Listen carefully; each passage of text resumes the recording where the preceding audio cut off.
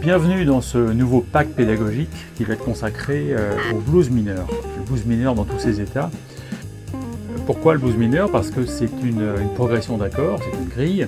D'abord c'est un blues, donc, qui est très aimé par l'ensemble des instrumentistes, dont les guitaristes évidemment. Et c'est un blues mineur, donc qui permet de travailler aussi bien l'harmonie issue du système majeur que l'harmonie issue du système mineur harmonique ou même mineur mélodique. En général, tous les musiciens aiment le blues mineur.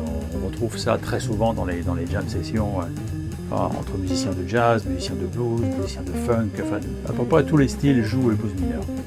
Donc, dans ce pack, on va parler de deux choses. On va parler de l'accompagnement bien sûr et de l'improvisation.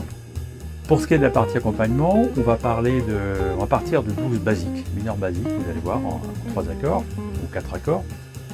Et puis, petit à petit, on va l'enrichir. Alors, on va l'enrichir avec l'apport des dominants secondaires.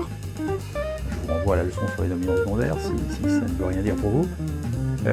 Ensuite, on va faire un travail sur la cadence de fin, vous savez, la fameuse 5e degré, ou 2, 5, 1 qui ramène le début de la grille suivante. Donc, il y a tout un tas de choses qu'on va faire là-dessus, notamment avec l'utilisation des substitutions tritons. À chaque fois qu'il y a un accord 7e dominante qui résout, on peut le remplacer par son triton, donc là on ne va pas se gêner. On va également travailler un petit peu avec des éléments issus de l'harmonisation modale. Donc la même chose, je vous renvoie, j'ai un pack complet là-dessus sur pas mal d'idées de travail d'harmonisation modale.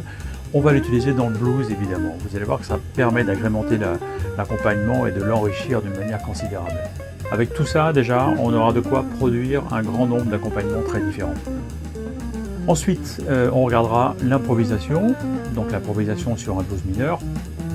Alors, on verra le choix des modes. Est-ce on verra qu'on peut partir d'une seule gamme, mineur pentatonique bien sûr, comme tous les blues majeur, blues mineur. Ça n'échappe pas à la règle, et donc on peut partir de ça, et puis petit à petit enrichir évidemment, parce que on a 4 accords, ou 5 ou 6 ou plus peut-être accords dans un blues. Ils ne sonnent pas tous pareils, donc on peut se dire que peut-être l'improvisation qu'on va produire pourrait tenir compte de ces différences aussi, et donc on va choisir peut-être des modes différents en fonction des accords. Alors, voir le choix des modes, et ensuite on va travailler, ce qui est très important, sur les notes cibles, les notes qui permettent de moduler, en fait, qui permettent de changer, de passer d'un mode à un autre, d'un accord à un autre.